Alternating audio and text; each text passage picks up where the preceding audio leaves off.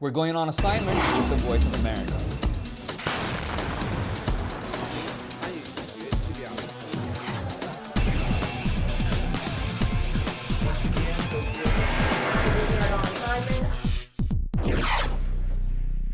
Hello again, everyone, and welcome to the show. I'm Imran Siddiqui. And I'm Alex Villarreal. This week on assignment, we go first to Egypt, where problems in politics also mean problems for the press. But is the stifling necessary? We'll hear from our correspondent in Cairo. Meanwhile, he's eluded officials for years, while capturing the leader of Africa's Lord's Resistance Army is still a U.S. military goal. A new Palestinian city is rising up in the West Bank. The first tenants are moving in soon, but not without challenges. And a food market that caters to the deaf, what it demonstrates about how to better blend those who can and cannot hear. You're going on assignment with the Voice of America, and that assignment starts right now.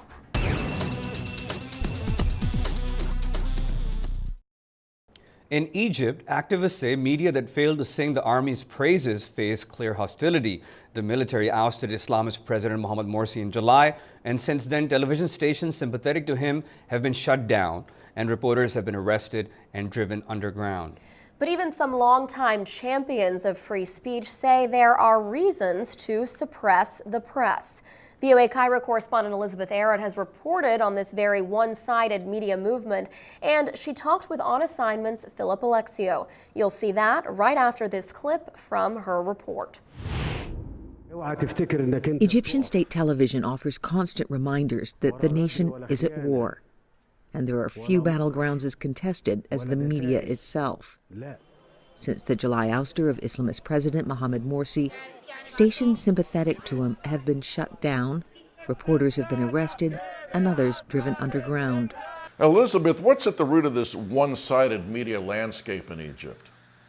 The military-backed government has pretty much shut down any voices that don't follow pretty much the government line. And we've seen it not just shutting down the Islamist press, but also a shift, some of it voluntary by people in the media, really going out of their way to praise the military, to almost sort of fall over themselves sometimes to put them in these very, very flattering light.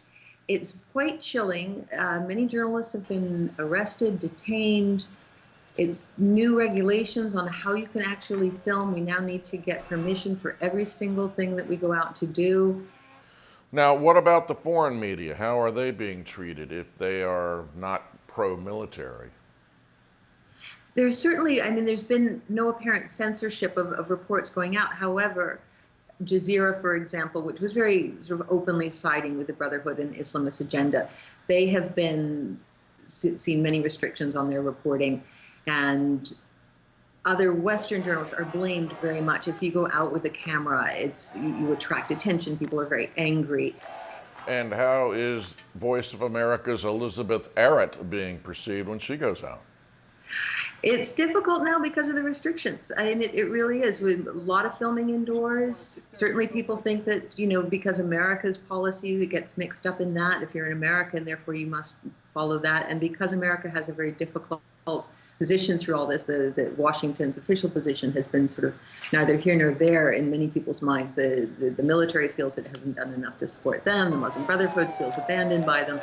And so it's not great standing for America at the moment here. Why do they feel that this kind of pro-military media is needed right now in the country?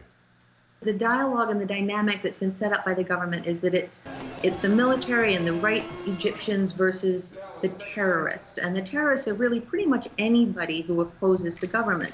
So when you've got this kind of setup of it puts everybody into another camp. So everybody definitely wants to be in the non-terrorist camp.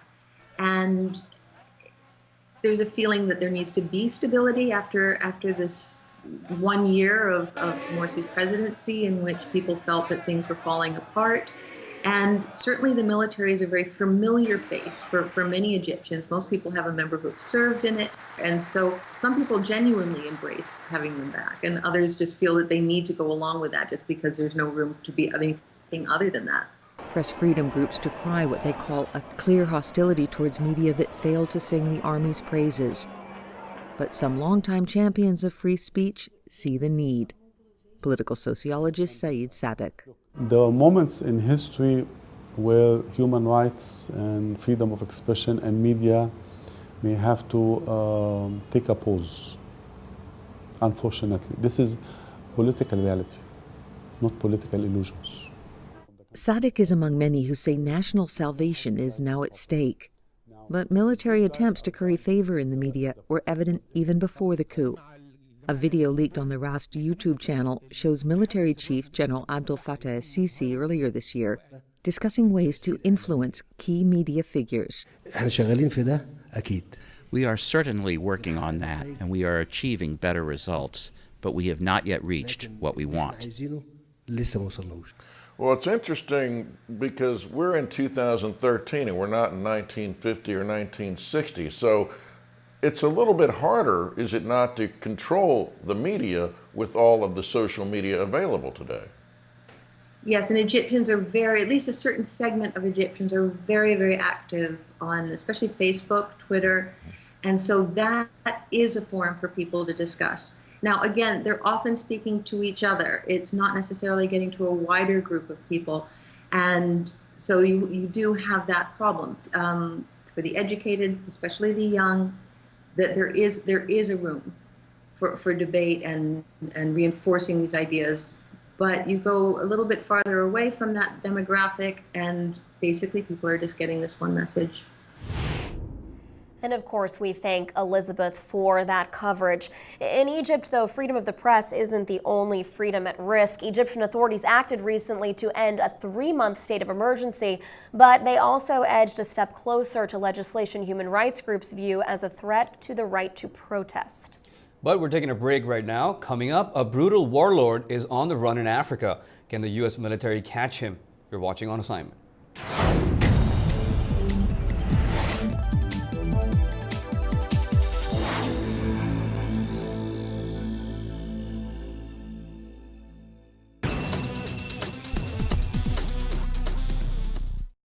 U.S. military planners are considering expanding their efforts to capture the leader of Africa's Lord's Resistance Army, Joseph Kony.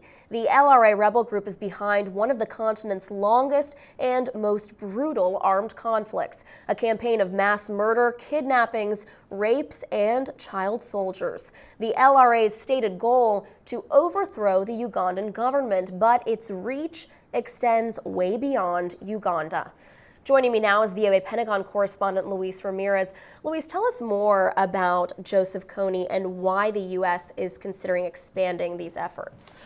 Alex, Joseph Kony is a rather shady, and many would agree, rather bizarre character. He has led this quasi-religious group. It's a cult that has operated there in Central Africa for quite a number of years. His philosophy combines, or rather mixes up rather, elements of Christianity, Islam, and animism. And those who know him say he leads a rather strange life, something like 88 wives, 42 children that he's fathered. His campaign has depended on abducting children, giving them weapons, forcing them to fight. The reason why the United States is concerned about him is not so much that he poses a threat to U.S. national security, he doesn't, but rather he does pose a threat to the stability of friends of the U.S., namely Uganda. Now, and that's something that's interesting that you mentioned, is the fact that he's not, and the LRA is not, a national security threat here in the U.S., so how difficult is it going to be for the U.S. to get Americans to support this? It's been incredibly easy, actually. The support that this has gotten has been tremendous. In a rare example of bipartisan action, Democrats and Republicans voted unanimously to go after him, to put U.S. resources and the might of the U.S. military in this effort to go get him. Add to that a grassroots support that's mainly among American young people. There was last year a video called Kony 2012 put out by an NGO named Invisible Children. This went viral, hundreds of millions of hits. Young people buying bracelets, getting on board against it, against this group. And so this provided the administration with the cover it needed to go ahead and sign that order to send 100 U.S. Special Forces. All right, Luis, we will be definitely following this closely in the weeks and months to come, and I know we will touch base with you again to find out exactly what the U.S. is doing in terms of these efforts. So thank you again, Luis Ramirez, our Pentagon correspondent. We are taking another break. On the other side, a new Palestinian city is rising on a hill in the West Bank. You're watching On Assignment. North of Jerusalem, a new Palestinian city is rising on a hill in the West Bank. Several thousand people are to move next year into the first 600 homes. Eventually, a city will rise with a population of 25,000. The new city, called Rawabi, will be the first modern planned Palestinian city, incorporating a grand vision for schools, sports facilities, a business district, and shopping malls. But there have been challenges, as VOA correspondent Scott Bobb told our Doug Bernard. Let's start with a look at some of Scott's report. Rawabi will be the first modern planned Palestinian city, as seen in this promotional video, incorporating a grand vision for schools, sports and entertainment facilities, a business district, and shopping malls. All will be linked by fiber optic cable and other advanced technologies. Scott, you visited this new city that's under construction, Rawabi. Tell us what you saw when you went there. Well, it's very much a site under construction, a work in progress. It's very ambitious. It covers all of just about of the top of a hill outside of Ramallah. And of course, they're going to add apartments and a whole different range of living abodes as they go along. It looks more than ambitious. It looks really quite luxe. I mean, who's going to be living there? It's the initial phases are aimed at probably Palestinian professionals and wealthy or modestly wealthy business people. There's talk later on of adding low-income housing, but first they have to get this part of the project funded, and at $1 billion estimated, that's a lot of money. What was the genesis of this project? The genesis lies with the director and part owner, Bashar Masri, who was born in the West Bank and then went to the United States as a young man. He worked 25 years in America before returning home with a vision. I wanted to do a large project that has a great economic impact on Palestinian economy, create thousands of jobs instead of hundreds of jobs. Will this be solely for Palestinians, or could you imagine maybe like a real genuine mixed community there? It's envisioned as mixed from a religious point of view. It's going to have a mosque and a church, and something like 10 to 20% of the people so far have been Christian. It'll be predominantly Muslim. There's a problem for Israeli citizens in that technically they're not allowed to go into the West Bank because of security fears. And of course, I think down the road, the hope might be that if there's a peace agreement and peace, that even Israelis and possibly Jewish people could establish themselves there. At the moment, though, it's very much a Palestinian, Christian, Muslim, Palestinian endeavor. Okay, it looks ambitious. It looks like there's a lot of activity there. But there are some challenges. And I understand, for example, that there's only one road into this development. Well, yes. Although the city is being built in an area that is under the control of the Palestinian Authority called Area A, the water supply is in Area C, which is still controlled by Israel, and the road must pass through parts of Area C. Its water supply, also under Israeli control, is subject to cutoffs. The Palestinian Authority, which governs here, has not provided funds for the schools, clinics, or infrastructure. Nearby Israeli settlers oppose the project, but Masri refuses to back down, saying Rawabi is sending a message. That yes, we can build a nation. We could do more despite the occupation. The owner and his people are still quite keen and quite optimistic, but these are frustration or what they call challenges. And looking at the design, it's very modern, at least as what they're planning at this point. Do Palestinians look at this project in a way that says, well, perhaps this is somehow emblematic of their trying to build a new modern nation? I think those that think about it, yes, very definitely. And some of these well-educated young professionals, they're interested, of course, in the price. They're interested in the modernity, but there is that sense of pride of having something that's modern and different and like other modern cities, planned cities in other parts of the Middle East and the rest of the world. So yes, I'd say that is a factor for some people. And again, that was VOA Jerusalem correspondent Scott Bobb. Now, according to Scott, the sales prices of these very modern apartments are actually considerably cheaper than comparable units in nearby Jerusalem and even Ramallah. Speaking of city living, there's a new food market in Washington that has become a hub for deaf people. And the market is part of a larger effort to integrate deaf people into the hearing community. As I learned when I spoke with VOA reporter Michael Lippin, let's take a look. Lunchtime food vendor Thaddeus Suggs has no trouble taking an order from deaf customers at this store in Washington's Union Market. Communication is easy because the 23-year-old cook is fluent in American Sign Language. Suggs, who also is deaf, began working at the market soon after it opened last year. That's when he took a break from studying across the street at Gallaudet University, the only one in the world designed to accommodate deaf and hard of hearing students. How long have you been working? With the help of Gallaudet interpreter Carolyn Ressler, Suggs explains what he likes about his job. Well, one nice thing is it's so close to Gallaudet, which is, by the way, is the deaf mecca.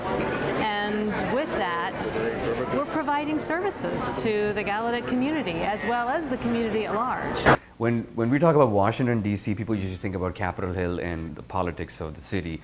But you have picked up an amazing subject. Tell me, how did you think about this?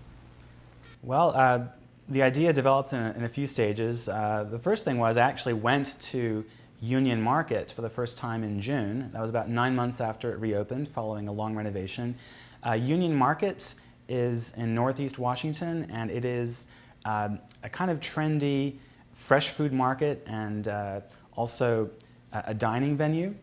And it is right across the street from a very special place, the only university in the world that was specifically designed for deaf people. So how can a food market become a hub for the deaf people?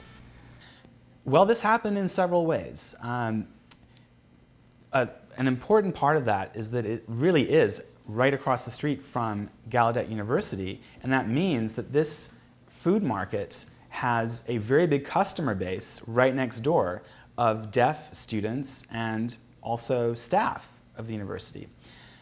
Now, the market took this in mind when it figured out how to design the interior of the space. The developer realized we have this big customer base across the street. How can we make our market friendlier for them?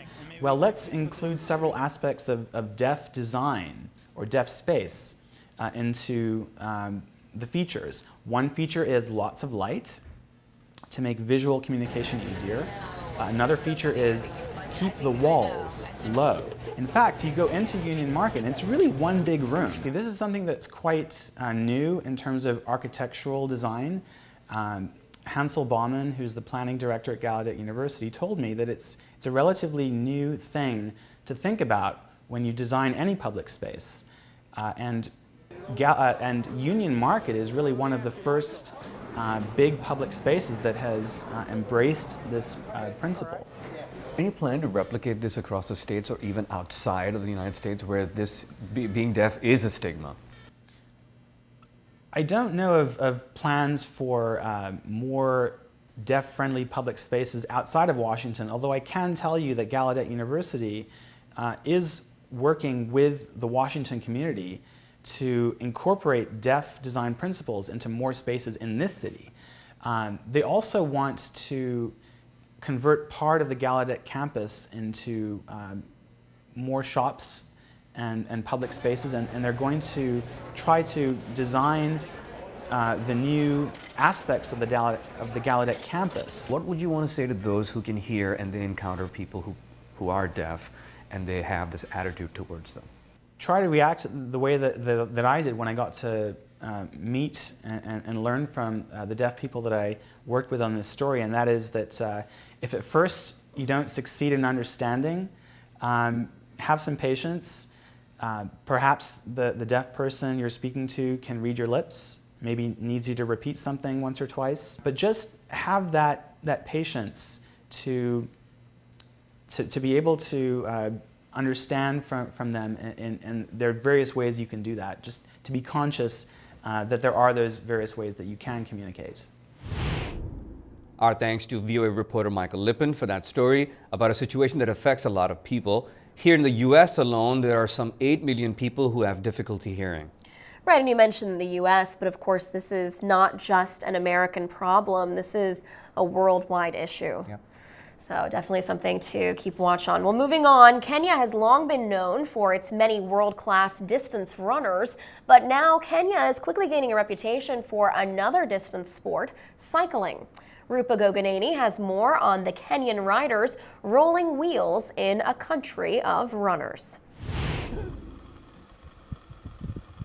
The small town of Iten, Kenya, perched nearly 2,500 meters above sea level, has new athletes on the road. Iten is famous for producing the fastest men and women on Earth. This reputation sparked the interest of Singaporean photographer Nicholas Leong after he watched Kenyans dominate the Singaporean marathon in 2006. He wondered if they could be just as fast on a bicycle. So he began building the Kenyan Riders, a world-class cycling program in a country of runners. Naturally, he started looking for talent in Iten. Leong approached Benjamin Kipchumba while he was running intervals on the track. When he looked at me, he said, you can make a very good cyclist. And I didn't believe him, and I didn't want to. So I told him, no, I cannot do cycling. I don't know how to ride a bike. I've never been in a bike before. So my only job is running. Eventually, an injury forced Kipchumba off the track. Leong persuaded him to cycle as he recovered. Soon, Kipchumba joined the team. He was not the only one Leong convinced. Kenyan riders pitched Simon Blake, a former runner and mountain bike instructor from Australia. And so they said, do you want to come over? And I thought about it for a long time. And then it's like, yeah, I've been here heaps. I do like E10. And yeah, different pace of life. And I was like, yeah, why not? But Kenyans have long associated athleticism and winning with running. Suleiman Kangani, the team's co-captain, hopes to change this.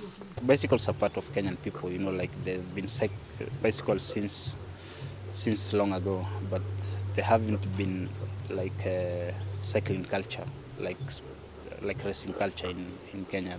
The cyclists have 4 grueling workout sessions a day, beginning at 6 a.m.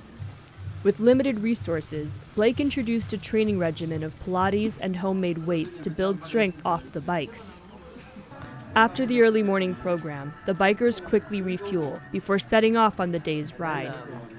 The team spends the next 5 hours climbing and descending the steep hills surrounding E10, reaching speeds of 90 kilometers per hour. The Kenyan riders have their sights set on the Tour de France, a race dominated by Europeans and Americans. In its 110 years, an African team has yet to qualify. Until then, the Kenyan team aims to be the fastest on the continent. In mid-November, they compete against top teams from South Africa, Rwanda, and Ethiopia in the Tour of Rwanda, Africa's biggest race. Rupa Goganeni for VOA News E10. Wow, so 90 kilometers an hour. It's nothing. Come on, it's nothing. You know, actually, I will tell you that I just got back on a bike for the first time since I was a teenager recently, a few weeks ago, and I was going nowhere close to 90 kilometers an hour. You can do this with your eyes closed, Alex. It's nothing. All you got to do is just be asleep. Yeah. I think that's the trick. All right, well, that's it for our show. But next time, a special program from the museum here in Washington. We'll be looking at a VOA documentary on the assassination of U.S. President John F. Kennedy 50 years ago in Dallas, Texas. Join us for that and for all our episodes. Check out On Assignment on voanews.com, Facebook, and YouTube. Thank you so much for watching. We'll catch you next week.